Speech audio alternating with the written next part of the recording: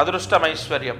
Real ఎస్టేట్లో ఈ construction బిజినెస్లో ఉన్నవాళ్ళు తప్పకుండా సెప్టెంబర్ నెలలో ఖచ్చితంగా మీ కోరిక నెరవేరాలి, మీ పని ప్రారంభం అవ్వాలి అంటే దగ్గరలో ఉన్న గణపతి దేవాలయంలో వస్త్రదానం చేయండి.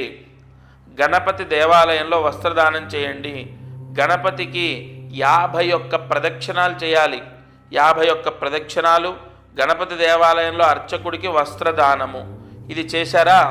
తర్వాత ప్రతిరోజు తలస్నానము, ప్రతిరోజు తలస్నానం చేయాలి.